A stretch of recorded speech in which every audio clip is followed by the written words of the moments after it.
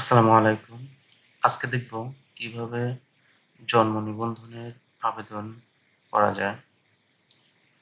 ধরুন যদি আমার পুরাতন হাতে লেখা জন্ম নিবন্ধন থাকে, যেমন ছিল আমার এটাই অনলাইনে পাওয়া যায় না। সেক্ষেত্রে অনলাইনে করতে গেলে অবশ্যই অনলাইনে আবেদনের মাধ্যমেই করতে হবে। তাহলে চলুন ভিডিও শুরু করা যাক।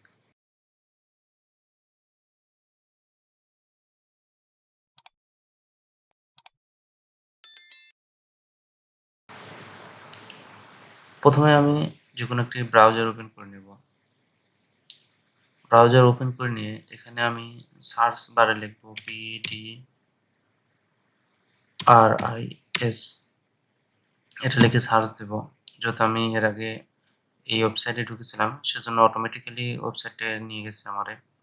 এবার আমি এখানে দেখেন জন্ম নিবন্ধন লেখা আছে। এখানে গিয়ে আমি জন্ম নিবন্ধন আবেদন এখানে যাব এবং এখানে গিয়ে আমার দেখাচ্ছে যে আমি জন্ম নিবন্ধন আবেদন করব, কোথা থেকে আবেদন করব। তাহলে আমি এখানে স্থায়ী ঠিকানা দিব। তারপরে পরবর্তী ধাপে চলে যাব। এখানে আমার সবকিছু নিজের তথ্য দিতে হবে। এখানে আমি আমার নামটা লিখতে হবে। তাহলে আমি আরেকটা সুবিধার কথা লিখছি, যদি আমার কম্পিউটার কিংবা ফোনে বাংলা না থাকে, সেক্ষেত্রে আমি এখানে গুগল ট্রান্সলেটে চলে যাব এবং এখানে গিয়ে বাঙালি দেব এবং এটারে আমি অন করে রাখবো। এবং এখানে দেখুন যদি আমি ইংলিশ লিখি, যেভাবে বাংলা উচ্চারণ করতে হয়, আমি সেটা লিখলে দেখুন এখানে আমার সরাসরি বাংলা লেখা চলে আসছে। তাহলে আমি এখানে এইভাবে লিখে আমি এটা Ctrl+C কপি করে নিয়ে এখানে আমি পেস্ট করে দিতে পারি এবং এখানে সবগুলোই সেম ভাবে আমি এখানে লিখব এবং কপি করে নিয়ে আমি ওখানে পেস্ট করে দিব, শুধু বাংলার ক্ষেত্রে।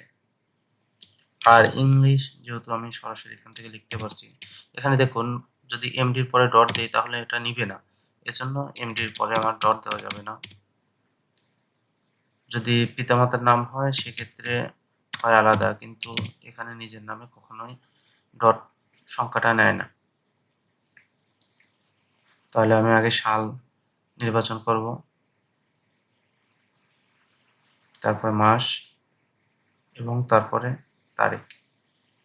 এখানে দেখুন এখানে বলছে আপনি জন্ম তারিখ সিলেক্ট করেছেন, যেটা জন্ম নিবন্ধন আবেদন সম্পূর্ণ করার জন্য নিম্নলিখিত ডকুমেন্টগুলোর প্রয়োজন। আপনার কি নিম্নলিখিত ডকুমেন্টগুলো আছে?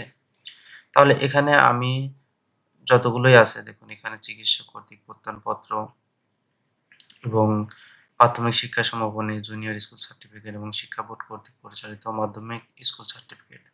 তাহলে আমার এসএসসি সার্টিফিকেট যেহেতু আছে, আমি তাহলে এটা আমার আছে।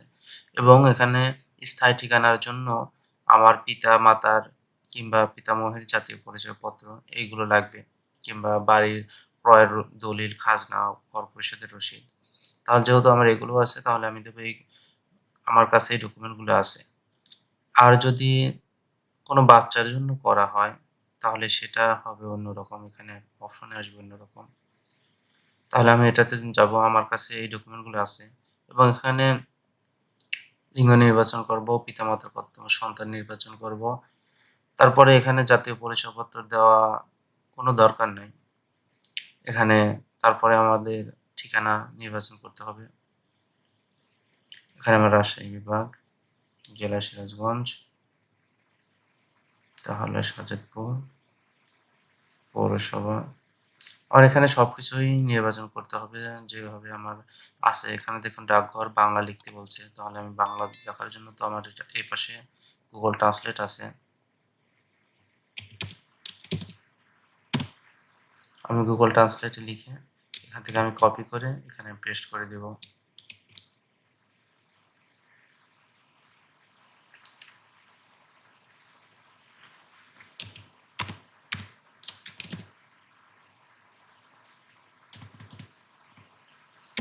এখানে কিছু লেখা দেখা যাচ্ছে আসতে চায় না, তবে সেটা অক্ষর ছোট বড় করে নিয়ে সেটা নিয়ে আসতে হবে।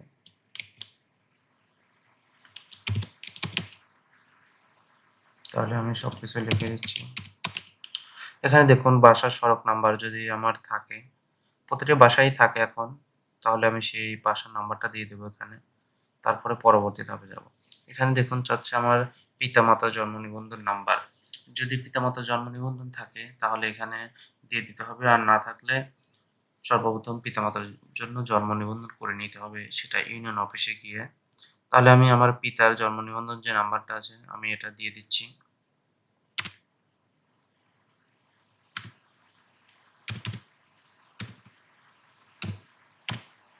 আগে পিতামাতার করতে হবে, তারপরে নিজের জন্য আবেদন করতে হবে, না হলে এটা আবেদন করা যাবে না। এবং এই যে নাম্বারটা এটা আসলে কপি পেস্ট হয় না।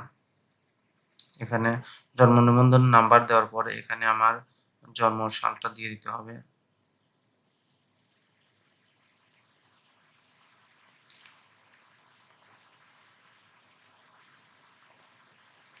তাহলে পরে দেখুন আমার এখানে ডিটেলস চলে আসছে।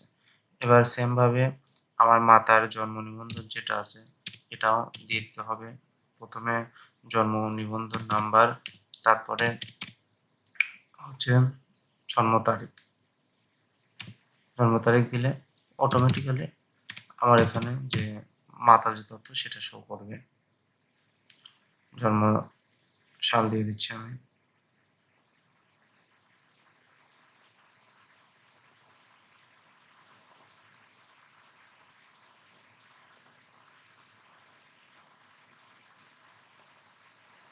তখন আমার এখানে মাতার তথ্য সব চলে আসছে। এবার আমি পরবর্তী ধাপে চলে যাব। এখানে জন্মস্থানের আমি যে ঠিকানাটা দিয়েছি যদি সেম ঠিকানা হয় তাহলে এখানে ক্লিক দেব, এবং সেম ভাবে এখানে স্থায়ী ঠিকানা বর্তমান ঠিকানা একই হলে এখানেও ক্লিক দেব। তারপরে আমি পরবর্তী ধাপে চলে যাব।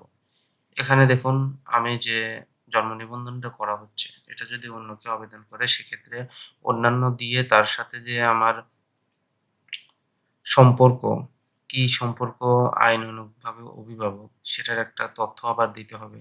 তাহলে আমি এখানে নিজ দিচ্ছি এবং দেখেন এখানে আমার নাম চলে আসছে। এবার আসবে আমার হচ্ছে সংযোজনের বিষয়টা। আমি সংযোজনে যাব এখানে। এখানে আমার প্রথমে বলেছিল যে, যে তথ্যগুলো লাগবে। তাহলে আমি সংযোজনে যাব।